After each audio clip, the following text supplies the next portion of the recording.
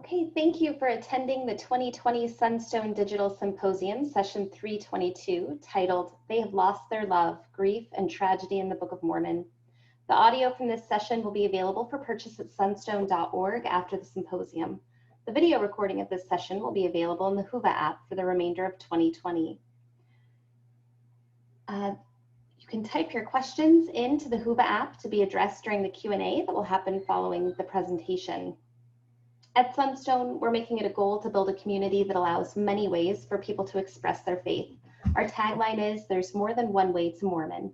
We invite you to help us build a community where all paths are given space to be better understood.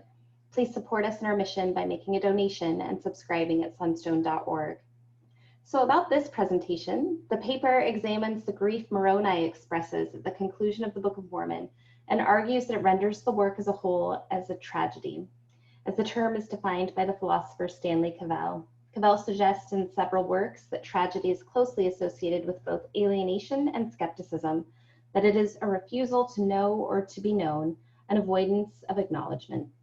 I apply Cavell's definition of tragedy to the books of Ether and Moroni in order to explain both the actions of the Jaredites and the grief that Moroni feels as he witnesses and records the Nephites' destruction. And I'll just take a second to introduce you to our speaker before we begin. Gary Ettery is an associate professor of English at the University of North Carolina, Asheville. His scholarly interests include Mormonism, Renaissance literature, and film studies. His work has appeared in Dialogue, Studies in Popular Culture, and the CEA Critic, among others. So I'll now turn this over to our speaker, and it's yours. Thank you, Jen. I hope everybody can hear me. And I am so happy to be presenting here at Sunstone and so happy that you all showed enough interest to show up to this virtual session. I thought that I should give a little bit of background. As Jen mentioned, I teach here at UNC Asheville.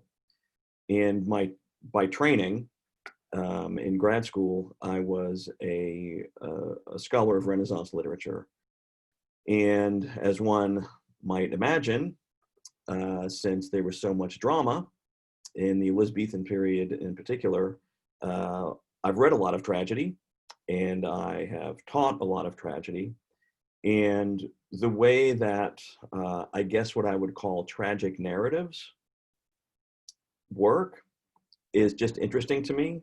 And I'm particularly interested just in what tragedy has to tell us and teach us, and what it has to say about the human condition. That is my essential interest in tragedy. So that's where I'm coming from with this. And since the Book of Mormon is a narrative that ends in violence and death and grief and loss, it struck me that perhaps if reading the Book of Mormon as a tragedy might open up interesting avenues of inquiry and might perhaps provide some insight into why God would want to give us a tragedy instead of a comedy or a more resolved ending or something. So that's where I'm coming from with all this. I'm just really interested in tragic narratives. I had a student once who I asked the question of the class, do you prefer tragedy or comedy? This was in a Shakespeare class. And, you know, most of the students preferred the comedy, you know, the happy ending, love and marriage, and it's kind of romantic and all that sort of thing. And one student raised her hand and said, you know, I prefer tragedy. And I said, why? And she said, I like the way that tragedy teaches us true things. And so I have to give credit to that student as well for inspiring this presentation. So we'll dive in. I want to talk a little bit first about prophets, and there's a lot of, as one might imagine, there's a lot of alienation and tragedy. Perhaps if you remember from high school when probably all of us read Hamlet, Hamlet is kind of lonely, and he's also alone, and there's a lot of solitude there. And it strikes me that both in the Old Testament in particular and in the Book of Mormon, prophets are often some sort of outcast, some sort of alien presence, trying to bring God's word to a community. And as often as not, they're shunned, they're alienated, etc. So this is the primary question as I began investigating this issue, which is, why does the Book of Mormon end with death and grief, i.e. tragically? What is it that we are being taught about the way in which the story is constructed and the way in which it is presented to us? And just to review, I'm so sorry, I teach freshmen a lot, so I kind of have to review the sort of standard Aristotelian tragic structure. Usually, as Aristotle sort of lays out in the Poetics, there's the tragic hero or the tragic figure. He's often morally, and yes, it is mostly he, is often morally ambiguous. That is, the tragic hero has like something that makes them great, but also has some flaws. You might think an example from pop culture to me is Elvis Presley, right? Brilliant singer, amazing charismatic performer, changed the whole trajectory of popular culture and the world and how we think about music and sexuality and lots of things, but also had his flaws, had weaknesses that sadly paid friends and Colonel Tom Parker exploited. So there's your sort of tragic hero in a nutshell. And Aristotle talks about hamartia, which is hubris. Some people call it a fatal flaw. I don't think that's quite right, but nonetheless, there's some sort of characteristic about the tragic hero's personality that leads them to make unwise decisions often.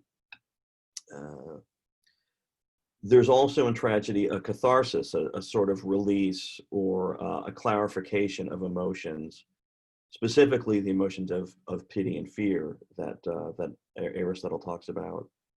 And Aristotle also talks about mimesis. So tragedy is like an imitation of life. It's an imitation of action that is serious and has a certain magnitude, right? Like it would be really difficult to have some great tragic thing happen just in the course of you grocery shopping, right? It has to involve like national stakes or really large stakes or what have you. So these are the things that we would traditionally associate with Aristotelian tragedy. But I would suggest that there's a different kind, perhaps even a different magnitude of tragedy in the Book of Mormon. On some level, I think it's greater. Aristotelian tragedy usually happens, somebody of noble character, and it can implicate the state. Think of Shakespeare's Macbeth, right? I mean, certainly the action in Macbeth changes the course, shall we say, of Scottish history and identity and politics. But I feel like the tragedy that is pointed to in the Book of Mormon is larger. I think it's a tragedy that has to do with skepticism and alienation and apartness and separateness. And that's maybe where some atypical Renaissance tragedies that you may or may not be familiar with sort of enter in here as well. There's sort of like the classical tragedies of the Shakespeare canon, right? There's King Lear and Macbeth and Othello and Hamlet. But later tragedies written by both Shakespeare and his later contemporaries like John Ford and John Webster tend to be more desolate, tend to have a lot to do with an amplified alienation, I think. And the first quote on this screen is from Stanley Cavell. Stanley Cavell, in an article called "Who Does the Wolf Love," is actually talking about a later Shakespearean tragedy called Coriolanus. Some of you may have seen it. Ray Fiennes and produced and starred in a movie version of it a few years ago. And Cavell, because he's a philosopher, gee whiz, he takes a philosophical outlook, and he's interested in the relationship of tragedy to knowledge and alienation and skepticism. And so, as the quote says, tragedy is an epistemological problem, a refusal to know or to be known, an avoidance of acknowledgement, an expression or imitation of skepticism. And I feel like this has a real connection to the Book of Mormon narrative. How many times do we hear the phrase in the Book of Mormon, dwindled in unbelief, or the people were hard-hearted and didn't believe in God or didn't believe the prophet? And so there's a kind of radical skepticism, I would suggest, that is present in the Book of Mormon and its narrative. And I think that's sort of through and through. And I think one of the questions the book is asking us is, yes, there is this thing and people become more and more alienated from each other, and therefore it is easier to perpetrate violence upon other people when you've alienated them. So what does this mean? What does this portend for the believer and for the people in the Book of Mormon? And then also I've got another quote here from Millicent Bell from Shakespeare's Tragic Skepticism, and she mentions the great Shakespearean tragedies, and one of the things I think she sees is that tragedy actually disrupts our sense of ourselves. Tragedy makes us question who we are and what we believe and why we believe it. One's very soul, that immortal essence once thought to be God implanted and unalterable, might, these plays sometimes suggest, be so elusive and variable as to bring its very existence into question.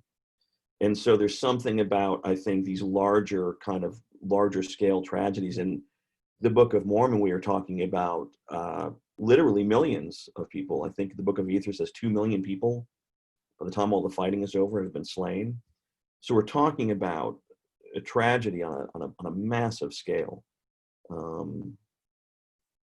And so this is sort of my view of the Book of Mormon. It's sort of a larger scale tragedy that is not driven by, hey, one person's kind of a tragic hero and they make a stupid decision. It's more about, wow, this is what happens when an entire community, an entire group of people enact this kind of skepticism of God's word and God's messengers, and become so alienated both from God and from each other that they then enact this horrific violence.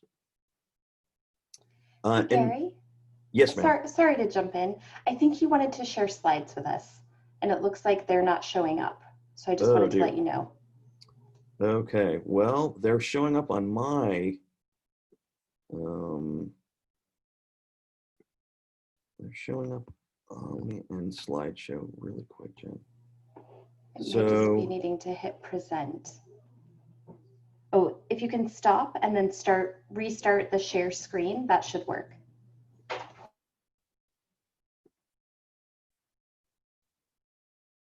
Okay, I'm hitting reshare screen.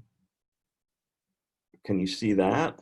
Yes, and then if you put it into presentation mode, we should see the slides. Right.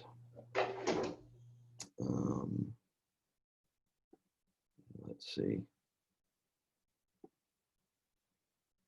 And then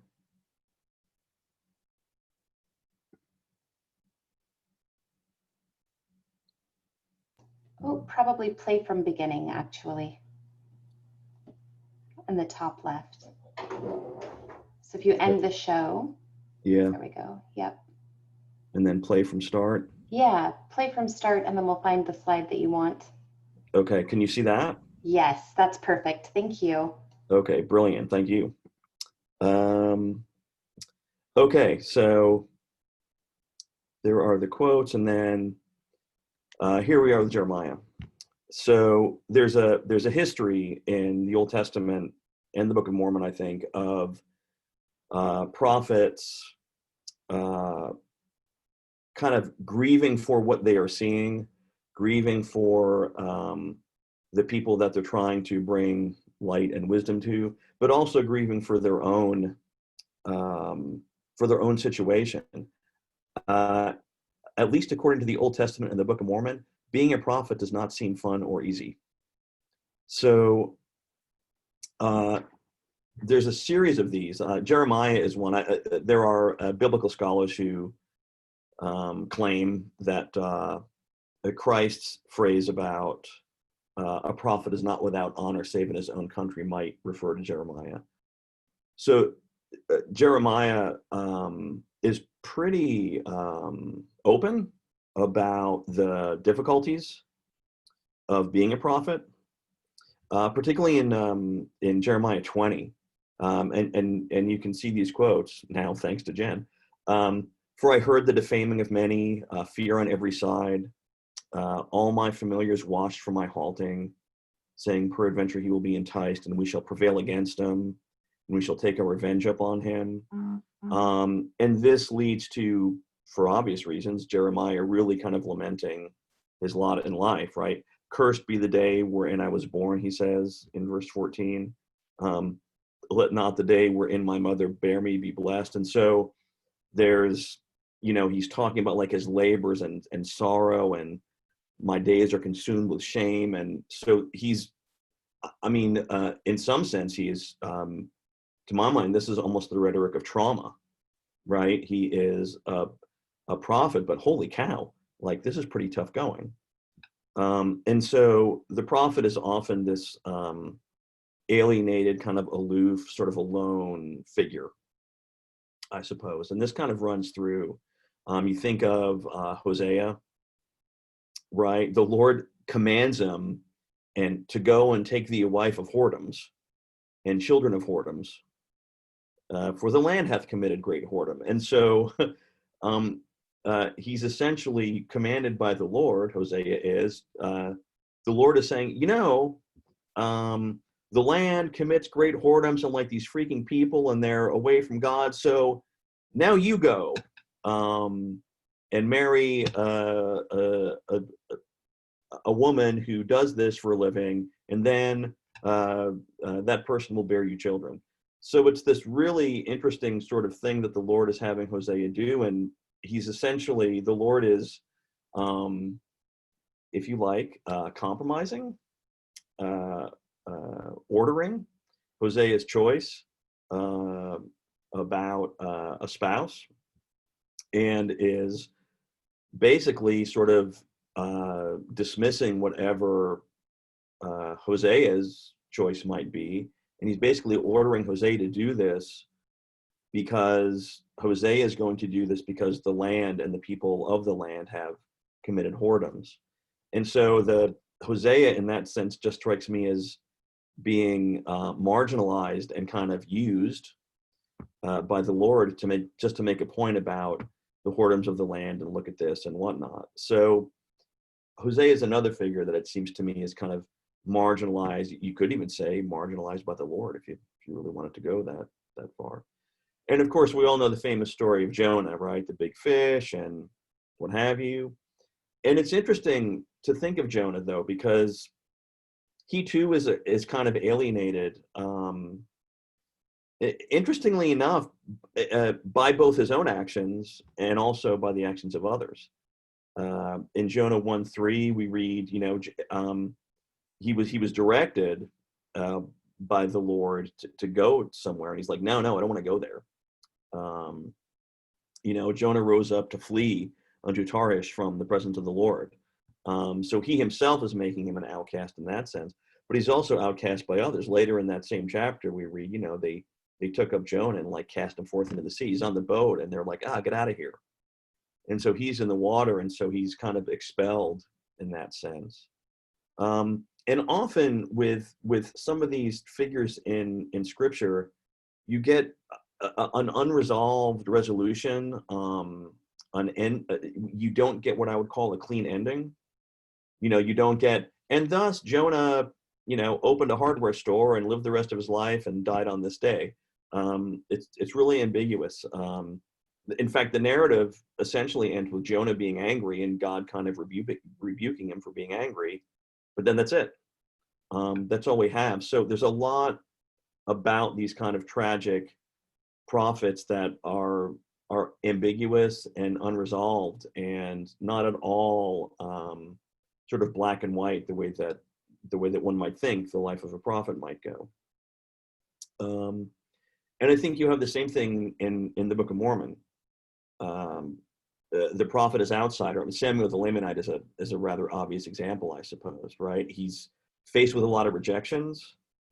And there seems to be some implication that it's because of xenophobia, right? He says in Helaman 14, he says, because I am a Lamanite. Oh, and also because I've spoken unto you the words which the Lord hath commanded me. Ye are angry with me. So Samuel the Lamanite is maybe an outcast or an alien in several different contexts in that sense. He's subject to great violence, right? I mean, they cast stones at him, they shoot arrows, they do all these sorts of things, and that is a kind of xenophobia that then erupts into violence. It's not enough for them to say, yeah, we don't believe you, shut up and stop talking. They want to they try to pummel him with lethal projectiles. And again, we just get this sort of notion of, well, he just kind of goes away, right? He flees to his own country because so many don't believe him. And as they went forth to lay their hands on him, behold, he had cast himself down from the wall and did flee out of their lands. So you've got that sort of setup too.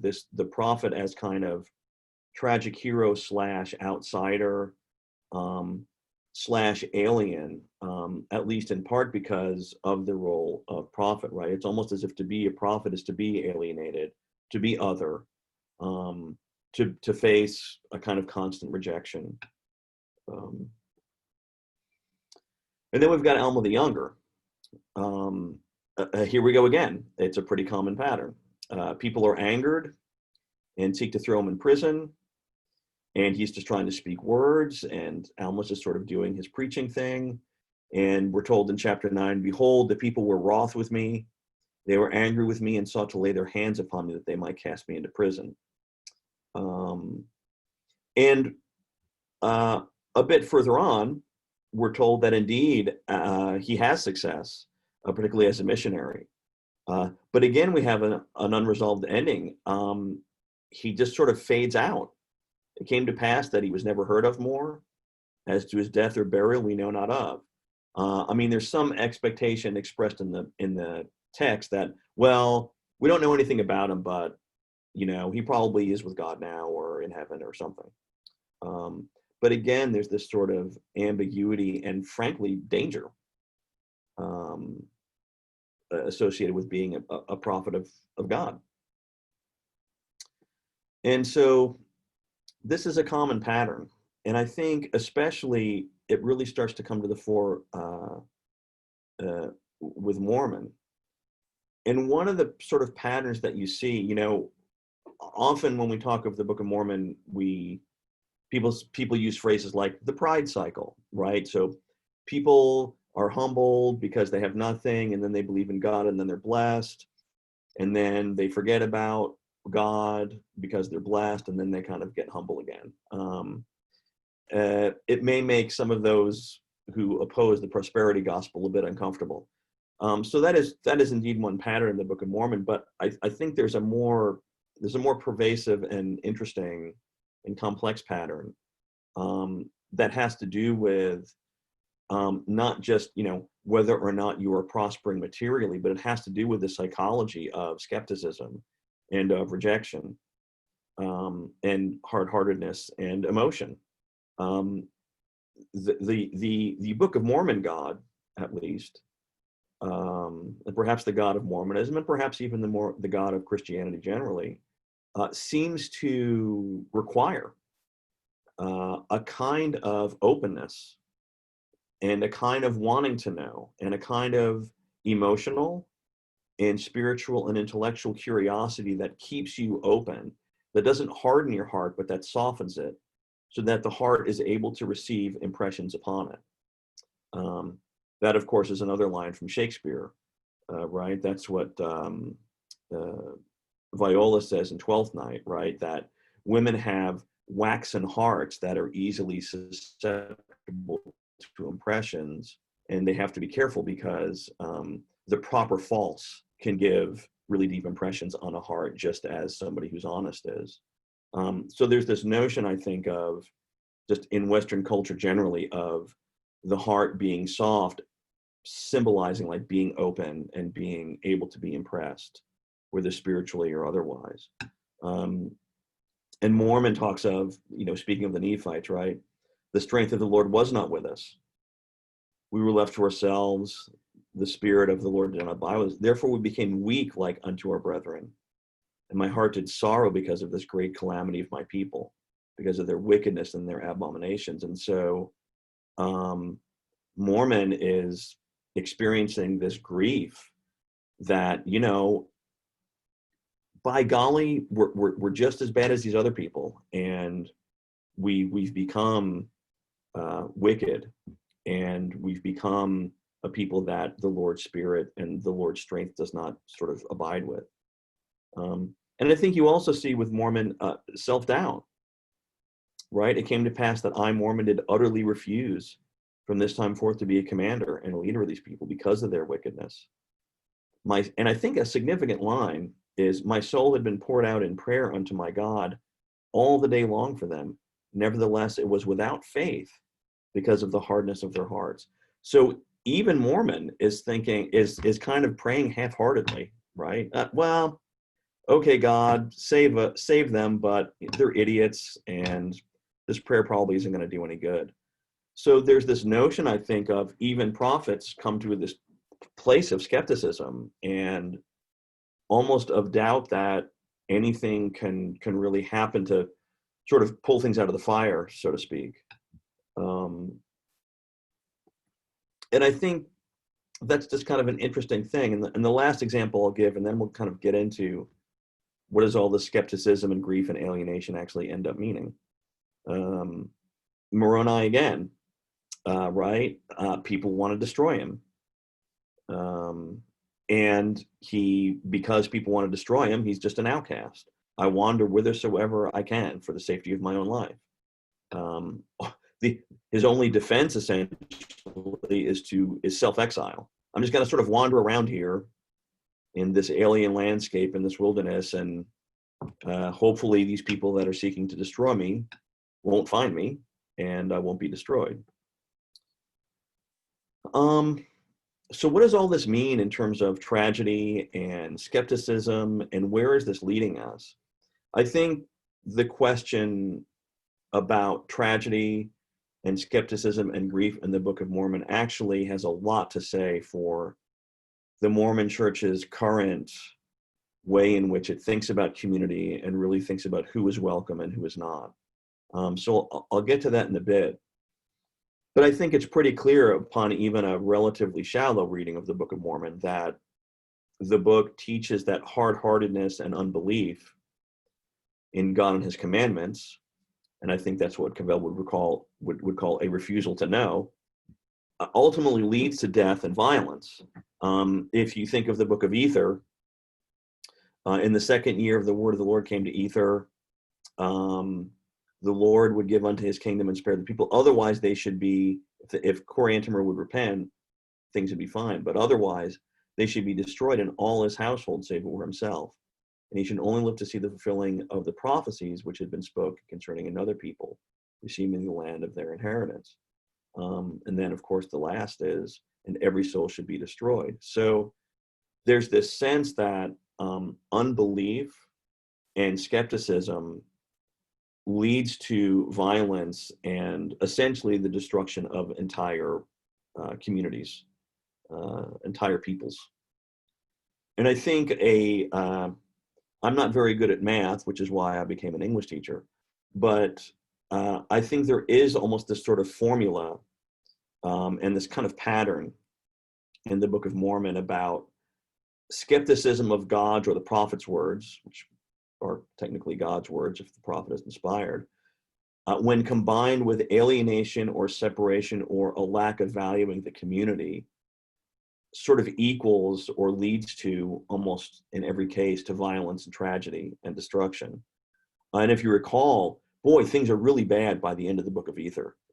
At the beginning of chapter 14, and I've got it here on the slide, like things were so bad that if a man should lay his tool or his sword upon his shelf or upon the place whither he would keep it, behold, upon the morrow he could not find it. So great was the curse upon the land. So everybody's like stealing for their own selves. And so this kind of skepticism of God's words and alienation means that what happens is you turn completely inward and you turn to only the barest, most basic, most base and primitive, perhaps, instinct for survival. Forget everybody else. I'm going to steal that guy's tool because I can use it. I'm going to steal that person's food. I'm going to steal that person's money. And I think, interestingly, later in the passage, I believe it's verse 2, it reads, every man did cleave unto that which was his own with his hands, and would not borrow, neither would he lend. And right there, I think, is a kind of blueprint for the destruction of a community before you even get to the violence. By the time you get to that kind of sort of radical selfishness, in some sense, all sense of community or thought of other people, empathy, love, etc., is just gone. It's just done. So wow, what does all this lead to? Well, if you're familiar with the Book of Ether, gee whiz, chapter 15 sort of lays this stuff out in a pretty desolate manner. 2 million people are slain. The people repented not of their iniquity, and they're stirred up to anger. And that's another thing I think that radical skepticism seems to enact, that your anger and is often associated with a kind of selfishness and a kind of hard-heartedness. So it's interesting. We talk about hard-heartedness, and that kind of makes you think that, oh, that means you feel no emotions. But I don't think that's it. I think hard-heartedness allows you to channel other emotions. So if you're soft-hearted, you're going to channel and experience one category of emotion. And if you're hard-hearted, I think you're going to experience another category of emotion. And anger and violence end up cementing the Book of Mormon's tragic outcome. You see this with Ether, chapter 15 at the end. The Lord ceased striving with them, and Satan had full power over their hearts, the blindness of their minds that they might be destroyed.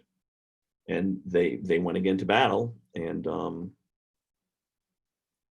that's it. Chrysanthemum and Shiz, and they're pretty dedicated to fighting and killing. I mean, there's only 32 of the people of Shiz and 27 of the people of Chrysanthemum by the time we get to the end of Ether 15, and nobody's given up. They ate and slept, and then they're ready for death on the morrow. And so they're just going to fight, and Shiz, Chrysanthemum beheads Shiz, and again, once more, we don't know what actually happened to Chrysanthemum, but he fell to the earth and became as if he had no life. And that's interesting to me. And if you think of Ether kind of wrapping things up, of course we have Moroni. That is mainly, that's like the sacrament prayers and some other sort of brief things. And then it's this kind of, not a lamentation, but an exhortation coming out of all this tragedy from Moroni, right? That, hey, this was really bad what just happened, and you guys need to seek the truth about God and about the scriptures and whatnot. But I find, again, thinking about story and structure and tragedy and what its function supposedly is, I just find it really interesting that we end with desolation and the kind of lonely voice of Moroni. Yes, he's exhorting us, and yes, he says you can still have hope, but he's like all alone in the wilderness after 2 million people have killed each other. And it just sort of makes me want to ask some questions of the text. For example, what would the book be like and how would it function if it ended, say, with Ether 3?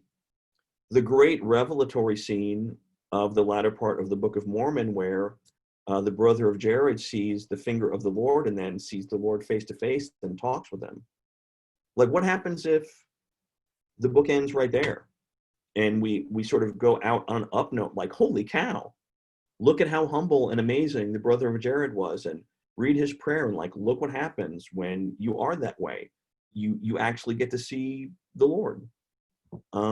So that's just kind of an interesting what if question I asked. Current research suggests that we are more likely to remember and fixate upon negative events. Does the structure of the Book of Mormon kind of reflect that? Does God want to leave us with horrific destruction and violence? Does God want to traumatize us into belief and obedience? And how does the tragic end of this text fit with Mormon ideas about family and community? And I think that is kind of a big question for me. And I'll get to that on the next slide. One of the things I wonder is if the Book of Mormon is on some level a subversive text. Prophets are tragic figures, in part because their words are often not heeded. They face both rhetorical and physical rejection. Right? People sort of disagree with them, or they throw them in prison, or they exile them, and are therefore often outcasts. So what really is the reward of being a prophet or following God if this sort of happens to you? At the end of the Book of Ether also, we're told that God has withdrawn himself and is allowing the Nephites and Lamanites to destroy themselves. Does that go counter at all to the constant injunctions we're given to forgive 7 times 7? Is the God of the Book of Mormon the Old Testament God? I don't know. And what does this particular tragedy teach us? Did Joseph Smith create or translate a text that teaches that the Word of God is less powerful than human agency? Because it strikes me that that's at least one reading of especially the Book of Ether. I mean, you've got these people that are just going to destroy themselves, and they do. And even God gets to a point where God sort of withdraws himself. And so is that God saying, you know, I can't control any of this, so y'all just kind of go ahead and slaughter each other? What are the implications of that? What are the consequences of that lesson? Is God handing over? Did God hand over in the creation of humanity essentially the keys to our salvation or destruction? Is this God of the Book of Mormon a God that deists might associate with? Someone who sort of starts lots of things going, but then sort of removes himself and says, y'all just kind of work out what y'all work out? Which is interesting, right? Human beings are capable of great, amazing gatherings, like, for instance, Woodstock, but they're also capable of, you know, the Civil War. So that's an interesting question, I think, about human agency and what this kind of tragedy of the Book of Mormon might say about that. So further questions, just as I wrap up here, is to follow God to be a tragic hero? Also, how do we read cultural and social and personal rejection through the lens of worldly suffering and tragedy? What does such a paradigm imply about the afterlife we're preparing for? If this life is like really hard and really awful and tragic, and we face rejection on every turn, like, what is that preparing us for in the afterlife? Is that preparing us for a much more difficult and arduous afterlife than we might expect? And then what are the implications of such issues as these for how Mormons do community. I think there's a lot of discussion these days, particularly in the blog vernacle, of homogeneity versus like big tent Mormonism, and how big is Mormonism's tent really? How big is it in theory versus how big it is in actual practice? How do we treat people who tell us unpleasant truths? How do we treat scientists? How do we treat people who give us truths about how complex human biology and sexuality and sexual identity is? How do we treat people who tell us that, you know, maybe not all the things about the word of wisdom are great? And so I feel like the tragedy of the Book of Mormon really, at the end, just teaches us to ask a lot of questions. That might not be comforting for some folks. I think a lot of times people go to religion for answers and to have things resolved. But I'm not sure how much the Book of Mormon really resolves a lot of questions as much as it sort of opens for more questions. And I think you see that in tragedy. So that is the end of my presentation. Thank you so much. And I'll throw it back to Jen, and I would love to have any questions. Great. If you want to, you can stop sharing your screen, and then it'll take the slideshow. There we go. Perfect. So thank you so much for that. There are a couple of questions. The first question says, Shakespeare's protagonists are clearly fault-ridden. In contrast, the Book of Mormon seems to be infatuated with stalwart, even superheroic prophets. All of the inadequacy is found in the people failing to heed these awesome prophets.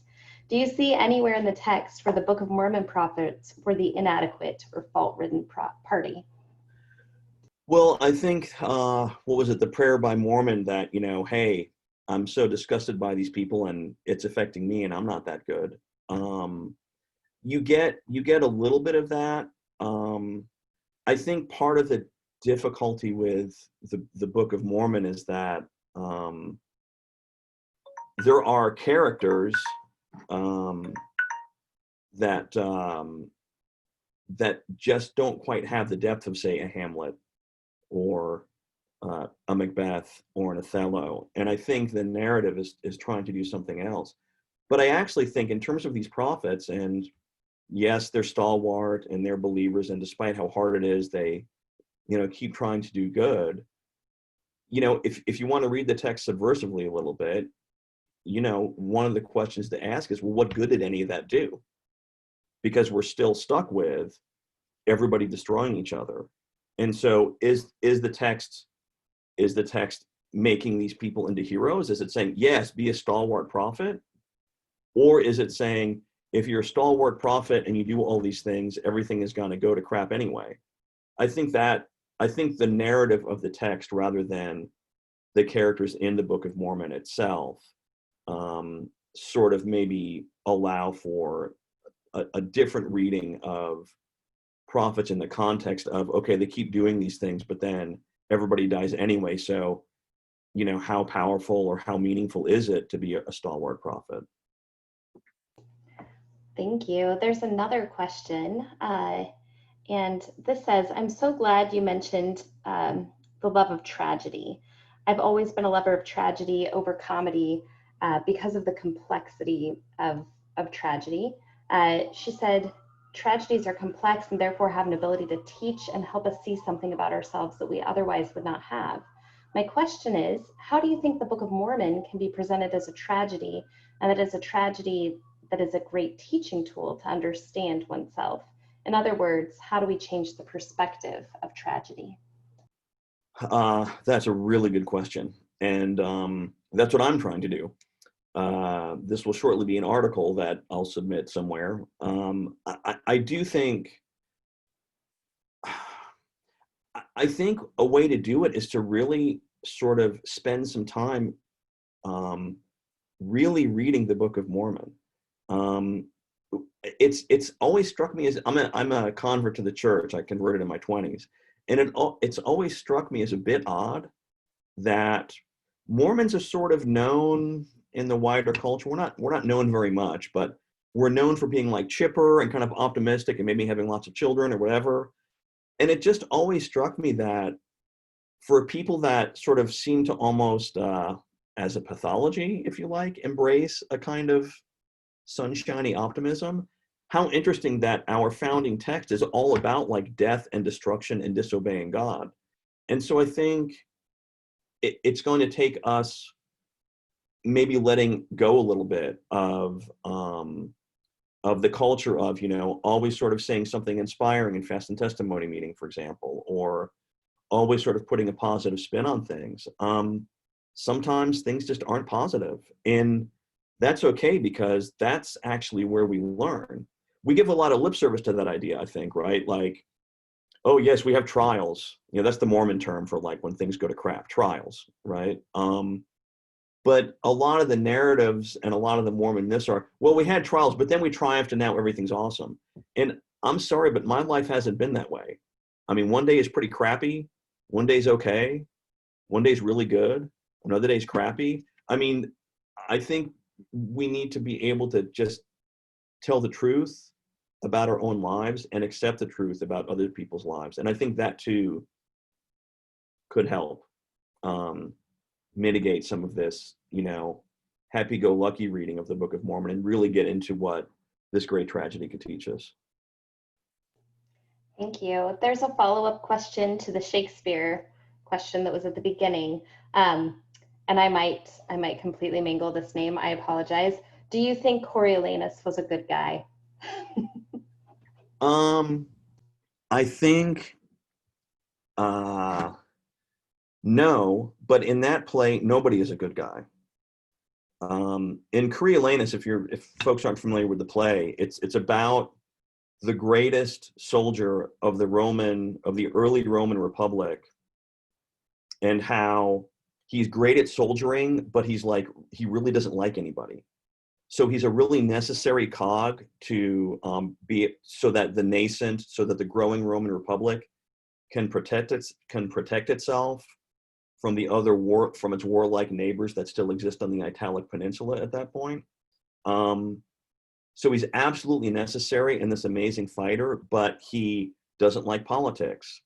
He doesn't like people generally. He lives to fight. And so I don't think he's a good guy, but I think nobody is. And I think that's actually an incredibly valuable play, an incredibly valuable question to raise. You know, nobody, again, you know, I see these people in scripture, and I see maybe people in sort of the Deseret Book kind of Mormon history, and I don't know anybody like that.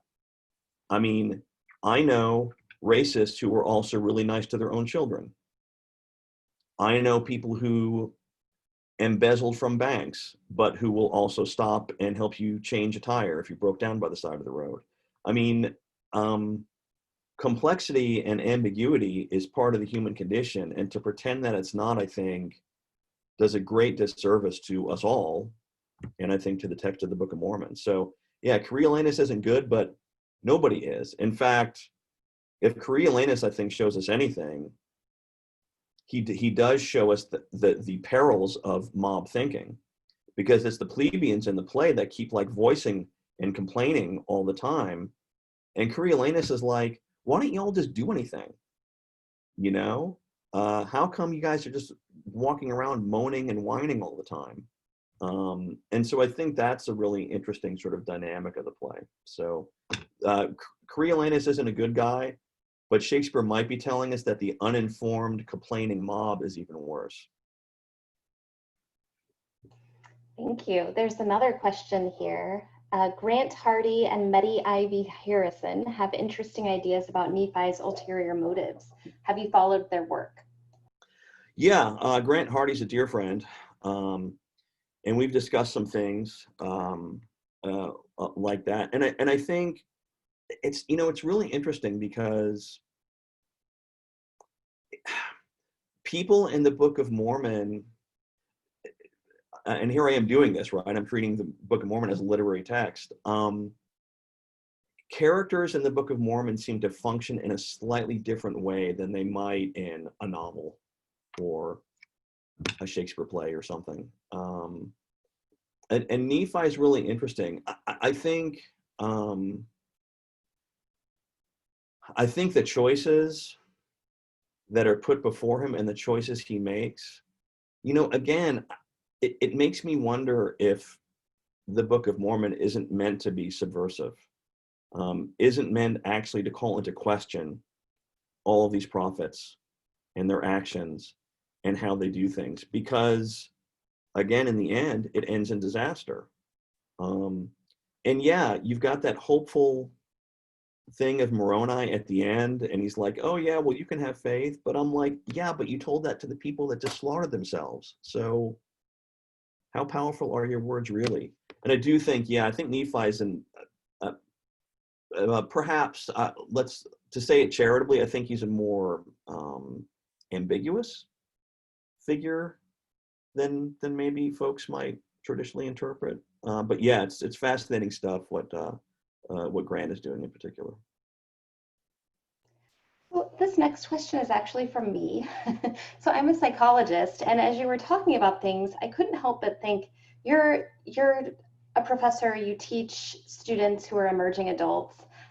In the Mormon faith, we send these emerging adults out on missions, right? And this is the text that they're reading every single day. So I'm just curious what you think the sort of psychological impact is on 18 to 20-year-olds who are in the mission field reading this every day, and maybe what purpose that might have in their life, but also how are they able to handle that developmentally?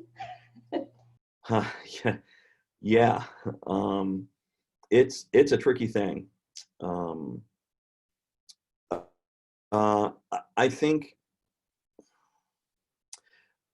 from a psychological aspect, and this is just, look, I'm not a therapist. I don't have training in psychology, but it strikes me when you look at, for example, the number of missionaries that come home and leave the church, the number of missionaries that struggle in the field. And we're learning more about this, right? As you obviously know, I'm sure you know about stress and anxiety and how difficult it is for these young people in the field. I do think,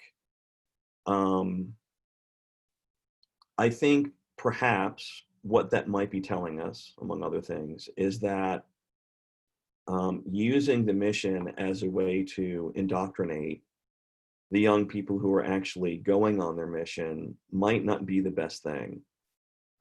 If you read any text and you feel like you have an ideological mandate to interpret in one certain way, in the end, I don't think that's going to help anybody. It's not going to help the 18 or 19-year-old missionary. It's not going to help investigators. Time and time again, studies and the sociologists in the church have done great work on this. Have found that, you know, a big reason for people leaving is they feel like they were told one sort of narrative.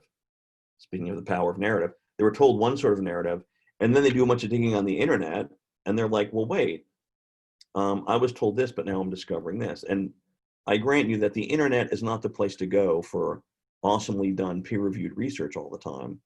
But nonetheless, there is an alternate narrative out there. And I do think that, I guess I wish, and this goes back to the issue of big tent Mormonism and community. I wish that we were more open to interpretations of things and texts than we appear to be now. And that to me, that has got to have, I think, a deleterious effect on young people particularly young people who might be in a position of not having the greatest faith in the world when they're 18 and being put out in the mission field. That just seems like a particularly unhealthy practice, in my opinion. Thank you so much. This has been a really fascinating session, and it looks like we're out of questions, but I just want to remind people that you can keep the conversation going in the community chat boards, and add things to that as we go. But thank you so very much. And thank you everyone for attending and for supporting Sunstone. Thanks everyone. Thank you, Jen. Thank you. Bye-bye. Bye.